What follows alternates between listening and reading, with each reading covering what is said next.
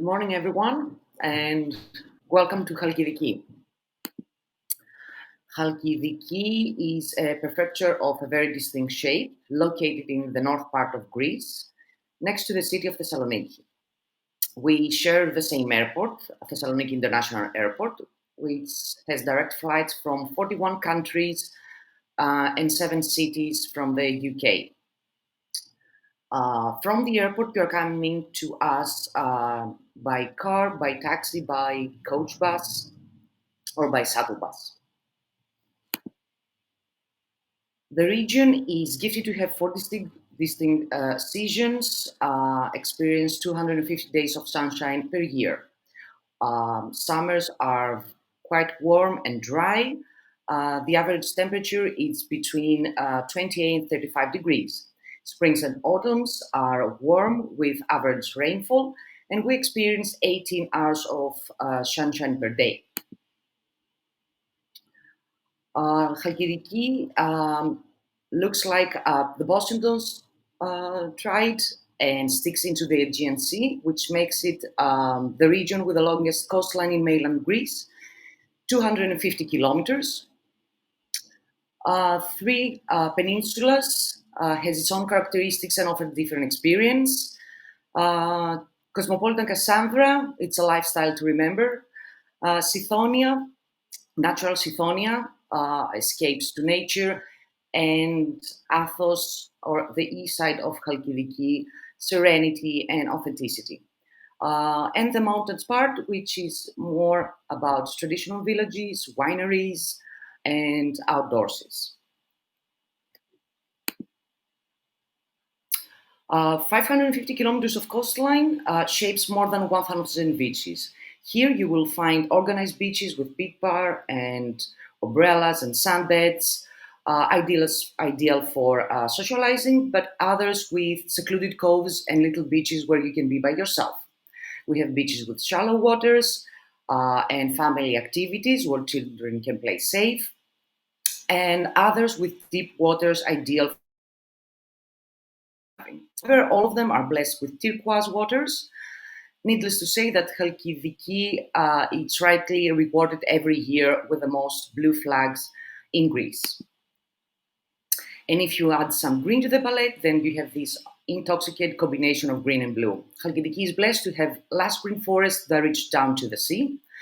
Pine trees and olive trees almost grow by the beach, offering natural shadow. But Halkidiki is much more than its beaches. The region offers unlimited choices of water-related activities, scuba diving, snorkeling, canoe kayak, sailing along the coastline, or cruising between the peninsulas or around Mount Athos are among the most popular ones. But also Halkidiki is an escape destination for those who love mountains and hiking and biking. Halkidiki Routes is an ongoing project.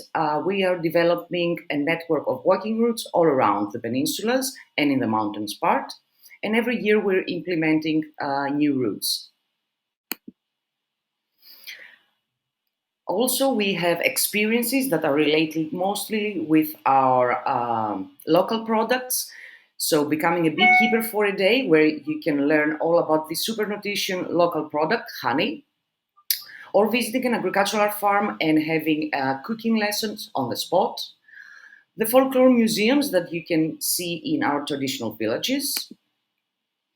And of course, olive tasting and learning all about our local products and wineries. Halkidiki has 4 wineries that can be visited, walk around the vineyards, and taste the local wine. Halkidiki, it's proud to have one of the oldest, supposed to be one of the oldest varieties in the world. It's called Gligno, and it's a dry red wine, which was mentioned by the philosopher Aristotle. But what a great destination would be without its gastronomy. From the earthy sea comes a bounty of wonderful ingredients that shapes the culinary tradition of the Mediterranean cuisine that Halkidiki has to offer. So whether it's a gourmet restaurant or a traditional tavern, you will have the chance to taste fresh food, fresh fish, daily delivered by a local fisherman, dairy products, fruits and vegetables cultivated in an organic way, and herbs and dishes flavored with herbs gathered from the surrounding hills. But Halkidiki, besides being a tourist destination, has a very big production of local products. Our main production are table olives and virgin olive. You will see in the area, it's very characteristic, the olive trees, they're everywhere in Halkidiki. And of course, honey. Halkidiki is supposed to be the motherhood of honey of Greece. We produce around 40% of the total production of high quality honey. In terms of accommodation, Halkidiki has a wide range of options, starting from top luxury hotels to more affordable accommodation options, to studio and apartments, even camping sites. We have 550 hotels, 2,500 studio and apartments, and 38 camping sites. And something's happening all every summertime in Halkidiki, from international festivals to sports events to local feasts, even panegyria. Panegyria, it's a very local thing to attend. It's when the patron of the village is its name day. So there is a local feast where is always traditional dancing, drinking, and treating our guests. It's a very nice way to get acquainted with the customs and the traditions and the culture of the locals. But before you leave, you need to do some important sightseeing. Mount Athos, it's an UNESCO heritage site, a unique place in the world dedicated to worship and prayer.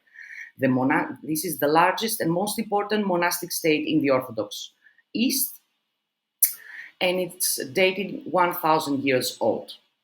According to tradition, women are not allowed to enter Mount Athos. Therefore, there is a beautiful boat cruise that is going coastal, so we can admire the nature and the history of the place. We have thousands of people coming every year just to see that. But also a very important archaeological site, ancient Stagira, which is the birthplace of the philosopher Aristotle. A world-famous cave, Petra cave. It was 1 million years ago and has beautiful formation of stalagmites and stalagmites in beautiful shapes and colors. The human skull that was found here supposed to be one of the oldest European men, and it's an important piece in the human evolution. Ates and Olythos, the wealthiest city in Greece for more than 1,000 years, with beautiful mosaics, are just a few to mention. But what we always suggest is to get off the beaten path and visit our traditional villages. Old Nikiti, Athitos, Parthenonas, Arnea are just some of the must-see traditional villages. The Macedonian architecture, stone houses, folklore museum, old churches are just a few sites to mention. It gives you the feeling of how life used to be. Halkidiki, in collaboration with its partners and stakeholders, it's trying to be a sustainable destination. So, one UNESCO heritage site, Mount Athos, 96 blue flags, which is an eco label for the quality of the beach and the sea. And Halkidiki is the first destination in blue flags in Greece. 12 protected areas by Natura. And don't forget, you are in the homeland of the great philosopher Aristotle, one of the most influential persons in the world according to MIT. Thank you for your attention. I will show you now a small video.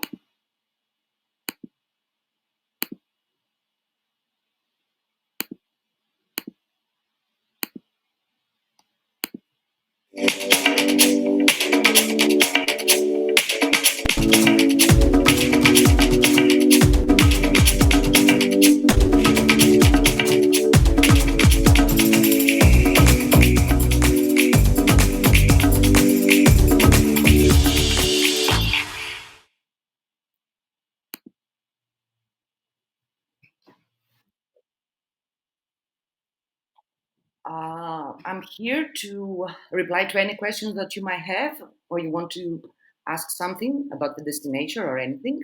I'm at your disposal.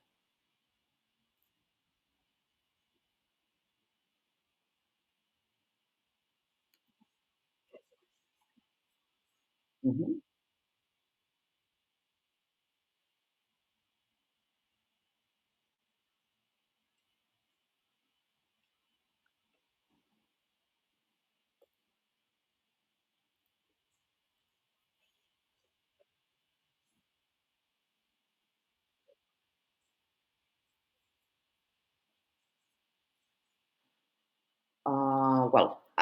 The average stay in Halkidiki, it's between 8 to 10 days because it's such a big place. It's like three islands in one destination. And what we always suggest to our guests is that in whatever peninsula they're staying, they should hop in the car and drive around the other peninsula so you can discover this multi-phase destination. It would be like island hopping by car. The best time to visit Halkidiki would say it will be the beginning and the end of the season. Halkidiki is a seasonal destination. It operates from April until November. So the best time, the best weather, and without too much crowd would be from April until the mid of June, and then by the 15th of September, like the end of October.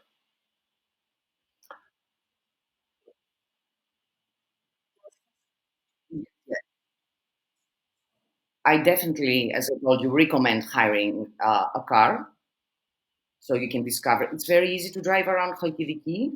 The roads are in good condition. Both signs are in English and in Greek. And inside the peninsulas, the roads are in circle, so it's almost impossible to get lost. And that way, you will discover these secluded coves and bays that I told you about that no one else will be there, and you can be by yourself. Uh, Yes, there are honey tours in the mountains part where you learn all about this nutrition product. You get dressed as a beekeeper. You're going to the beehives, extract your own honey, and then have a honey tasting because Halkidiki has different flavors of honey.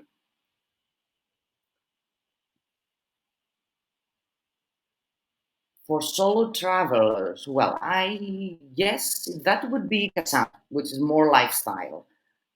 There you will find more facilities in terms of nightlife, of restaurants, of bars, of big bars.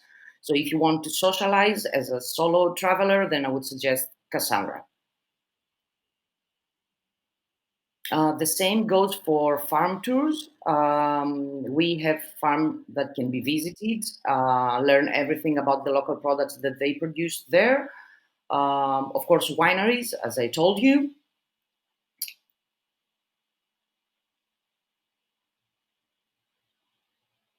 The good thing about Halkidiki is that it doesn't have international chains. Therefore, our hotels is most of them family run, which gives you a unique opportunity to feel the authentic Greek hospitality.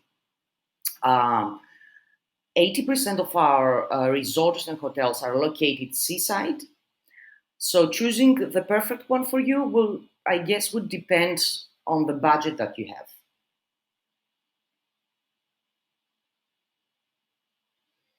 I think I've answered almost all your questions. Well, the cost, I'm not sure because they're organized by private companies, so I don't have the cost of how much that would be. But it would be like about 3 to 4 hours each tour.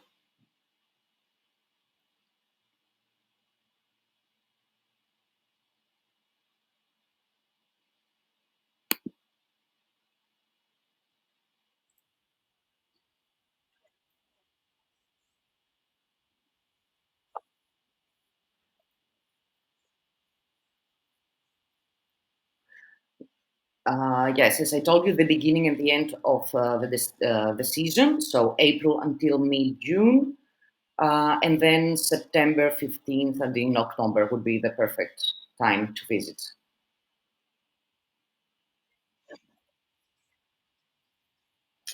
It's very easy to get around Halkidiki, especially if you're renting a car.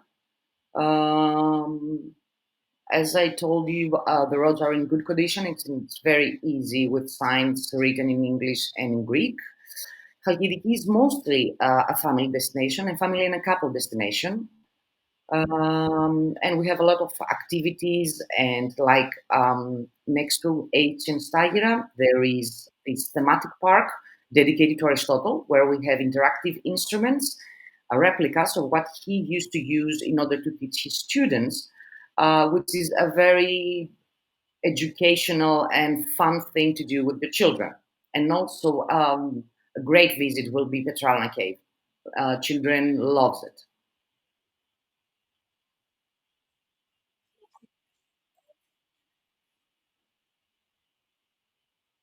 Mhm. Which one? Uh,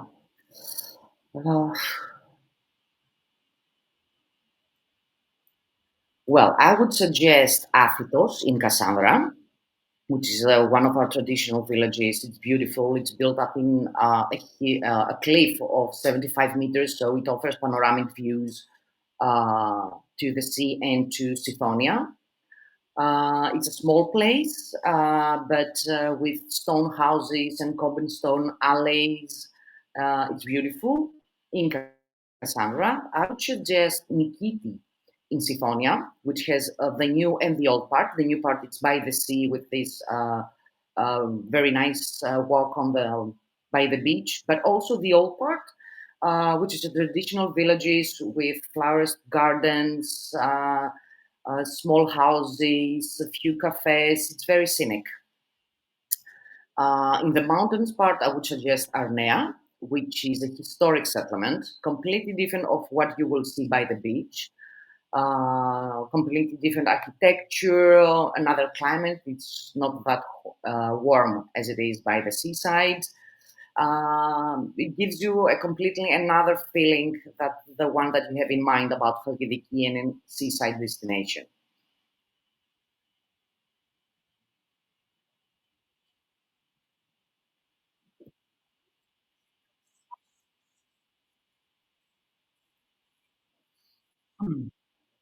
So thank you very much for your attention.